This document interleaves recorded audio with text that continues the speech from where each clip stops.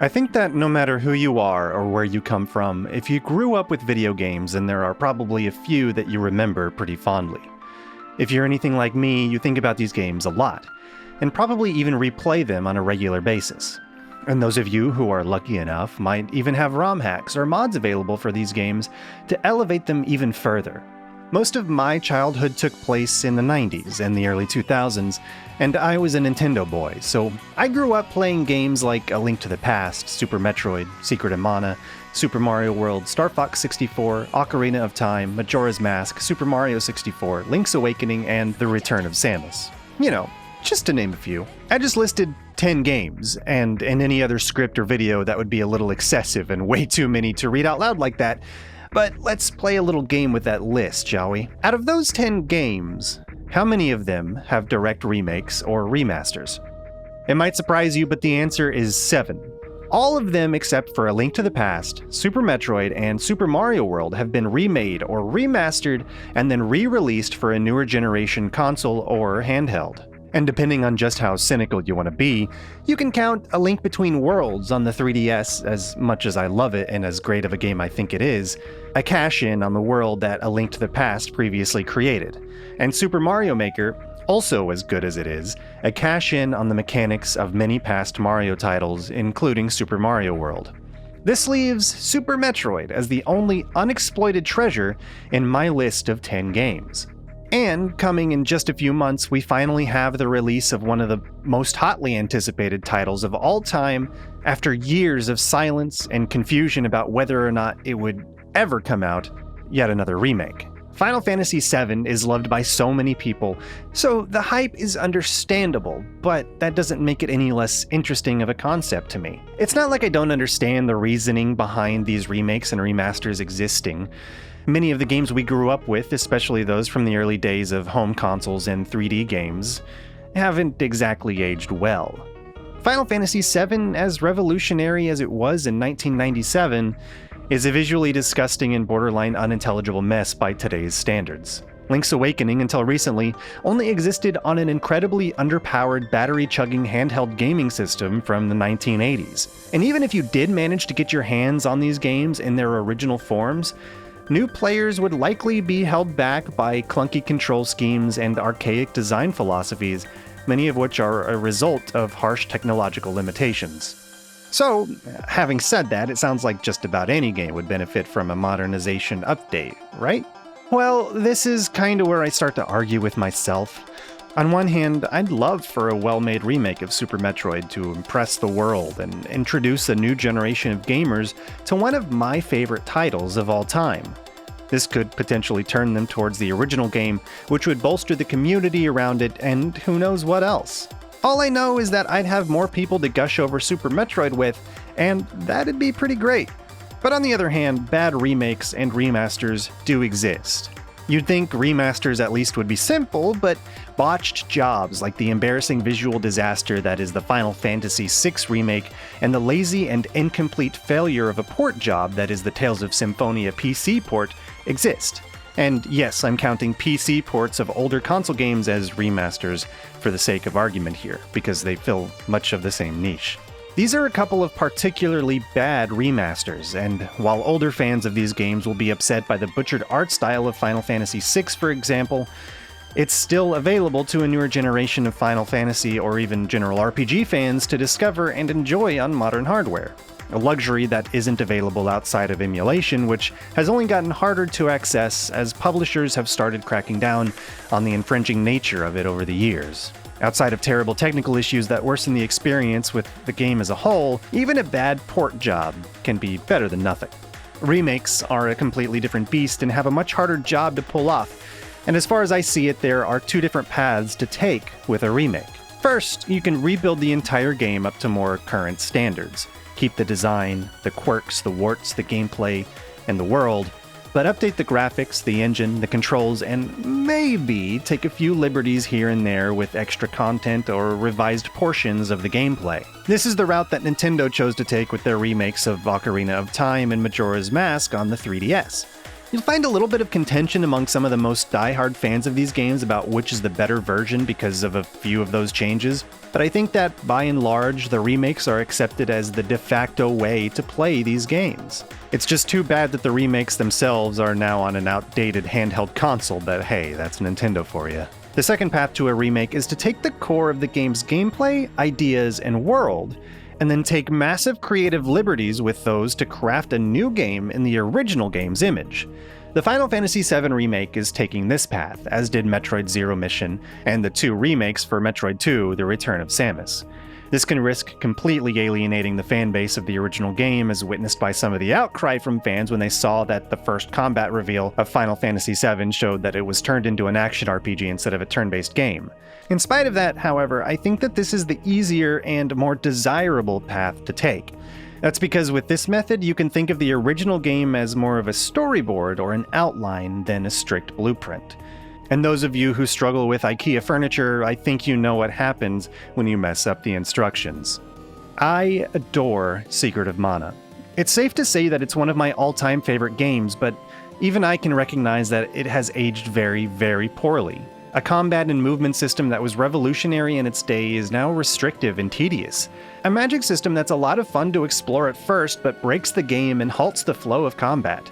And a final boss encounter that's rendered very not fun by a design that forces a lot of waiting and a forced upkeep of a specific combat buff.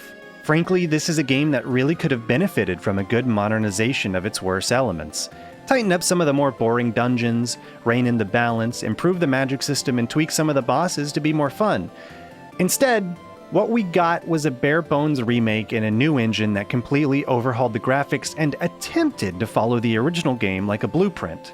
In this case, though, all that the strict adherence to a blueprint did was highlight some of the more horribly aged aspects of the game, some made even more jarring and apparent by being painted over with a more modern graphical style. And for fans like me, who have a lot of experience with and love for the original title, the little things that don't exactly fit the blueprint of the original has the effect of making the remake feel awkward in the same way that those human-like robots that fall into the uncanny valley do. I think they will be similar in a lot of ways, but different in a few others. Little things like the AI not behaving quite like it did before, and somehow having less customization than the original one did.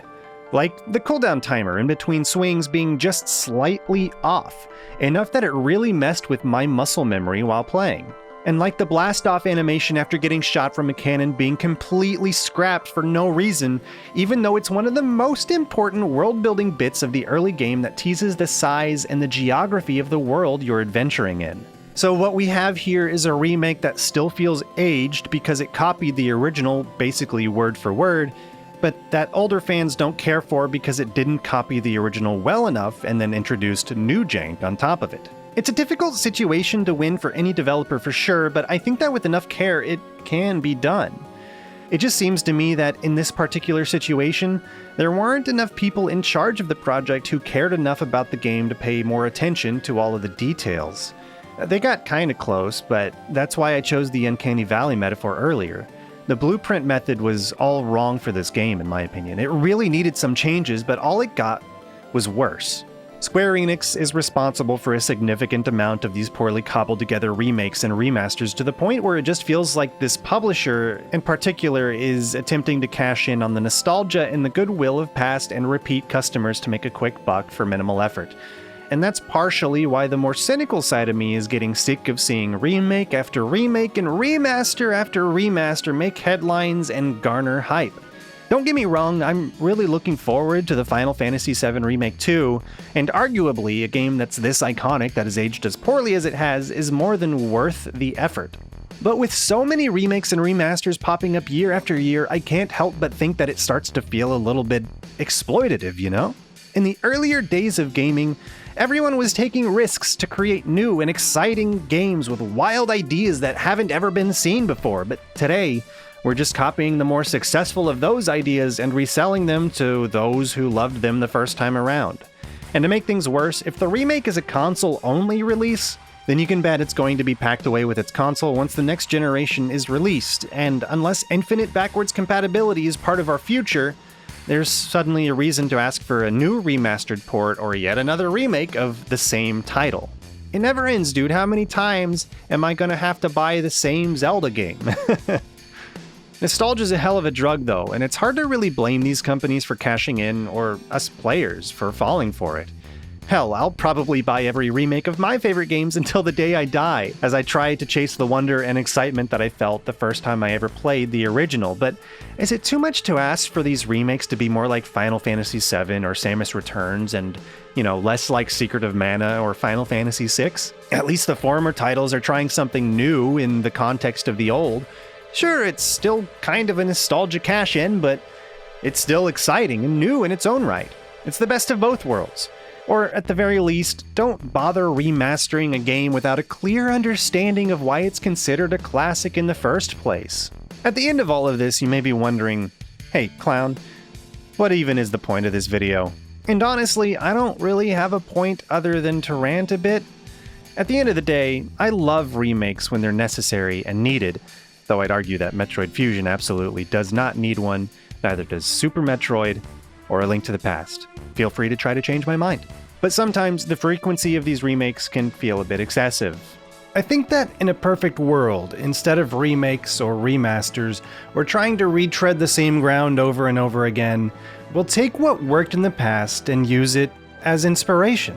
Inspiration to create something new, something better, something that pushes us into the future.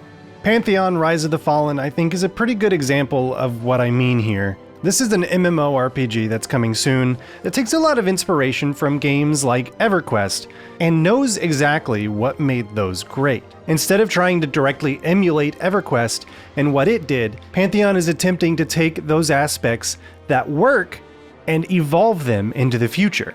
While the developers have made it clear that EverQuest is a huge inspiration, and the group focus and the feelings that that game imparted on its players is something that they're chasing, they're making it a point to not just directly copy those games. I love it when people take something that they really enjoy and use it as inspiration to create something awesome in its own right. As much as I love the games that I grew up with, I'd rather see something new. Give me new stories, new characters, new worlds, and new experiences. I guess I'm just kind of tired of retreading the same ground over and over again. But hey, what do you think? Are you sick of remakes yet? And I'd love for you to answer 2 questions for me. First, what is your favorite remake or remake that you think is the most well done? And what remake do you think shouldn't even exist? For me, it's Star Fox 64 and Secret of Mana respectively, but I'd love to hear yours. And while you're here, this is the first video I've made since launching my YouTube channel memberships, so I want to give a big shout out to Aldis for continuing to support what I do here and for being the first member ever to join. Thanks a lot. And to the rest of you, I'll see you next time.